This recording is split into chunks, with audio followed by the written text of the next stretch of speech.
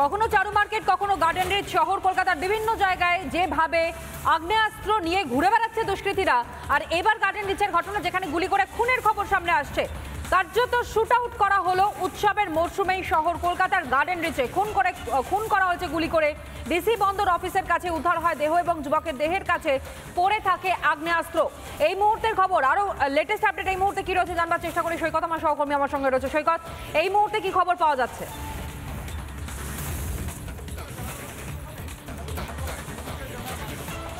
দেখো, যেটা জানা যাচ্ছে, আমি এই মুহূর্তে একেবারে ঘটনাস্থলে এখানে রয়েছি।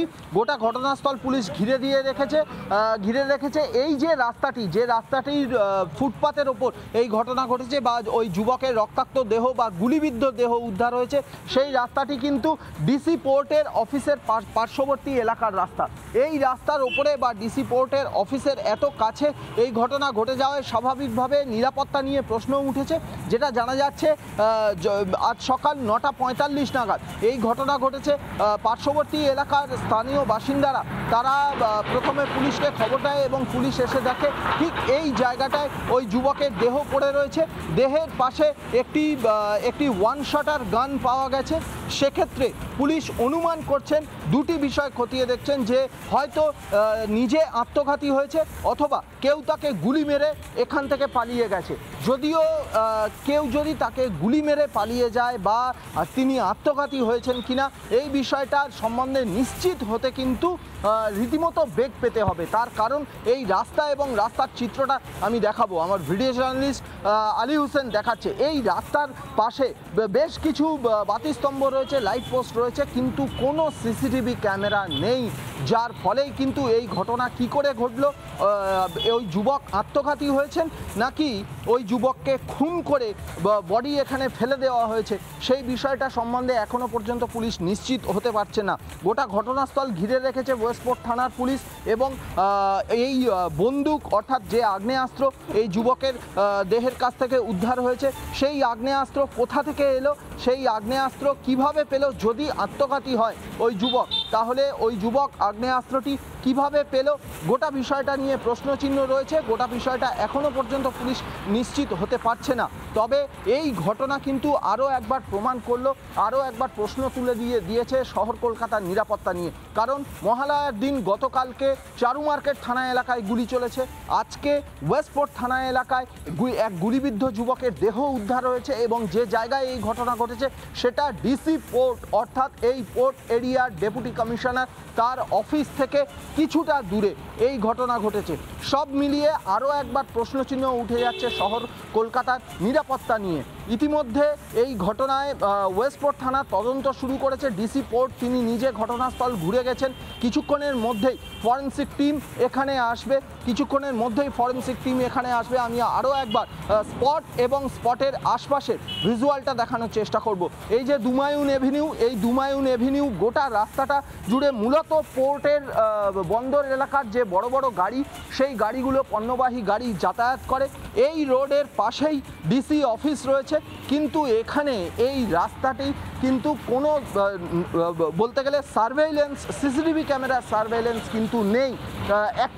একের পর এক লাইট পোস্ট রয়েছে, বিভিন্ন ধরনের পোস্ট রয়েছে, কিন্তু কোনো জায়গায় কোনো সিসি ক্যাম নেই, যার ফলেই কিন্তু এই ঘটনা এই যুবক আত্মঘাতী হয়েছেন না তাকে খুন করে এখানে ফেলে দেওয়া হয়েছে সেই বিষয়টা নিশ্চিত হতে তদন্তকারীদের রীতিমতো বেগ পেতে হচ্ছে।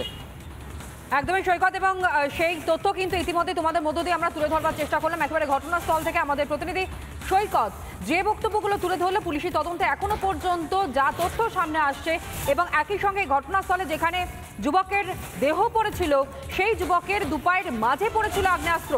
সুতরাং এখান থেকে বেশ কিছু প্রশ্ন এই মুহূর্তে ভাবাচ্ছে তদন্তকারী আধিকারিকদের।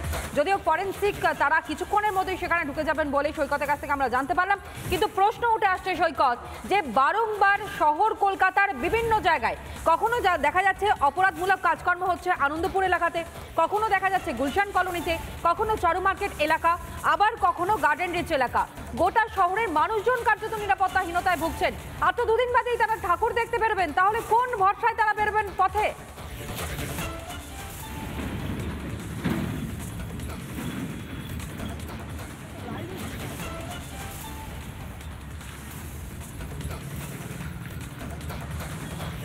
সৈকত।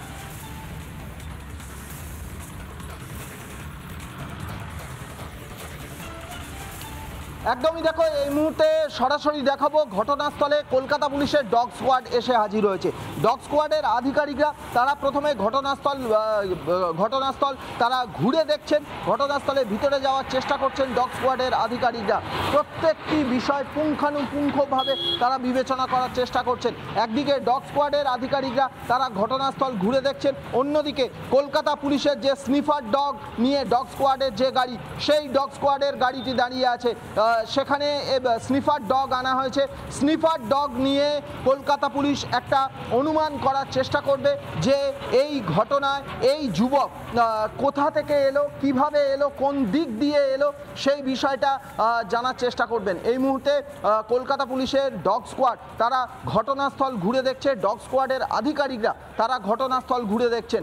ডগ স্কোয়াডের যে স্নিফার ডগ, সেই স্নিফার ডগ এনে প্রথমে এই ঘটনাস্থলে স্নিফার ডগটিকে ব্যবহার করা হবে। তারপরে তারা তাদের যে নিজস্ব প্রসেস আছে সেই প্রসেস মেনটেন করে এই যুবকের দেহ কিভাবে এলো, কোন দিক থেকে এসেছিল, সেই বিষয়টা জানার চেষ্টা করবেন। এই মুহূর্তে কলকাতা পুলিশের ডগ স্কোয়াড ঘটনাস্থলে এসেছে।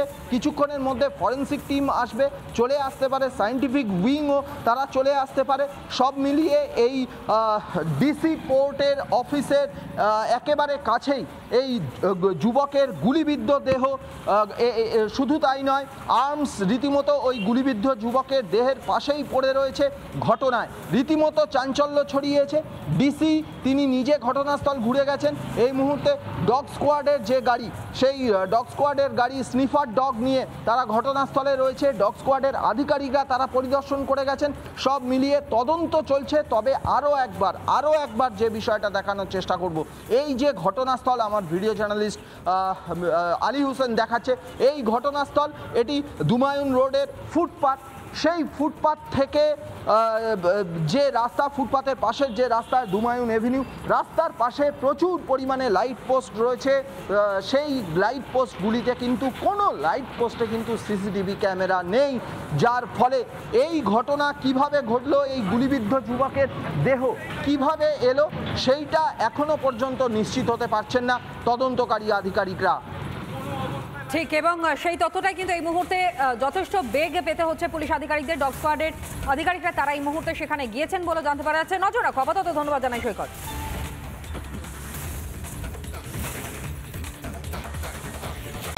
নানা ধরনের কন্টেন্ট দেখার জন্য লাইক করুন, শেয়ার করুন আমাদের ফেসবুক পেজ, সাবস্ক্রাইব করুন আমাদের ইউটিউব চ্যানেল। পাশাপাশি অন্যান্য ব্রেকিং নিউজের জন্য অবশ্যই চোখ রাখুন রিপাবলিক বাংলায়।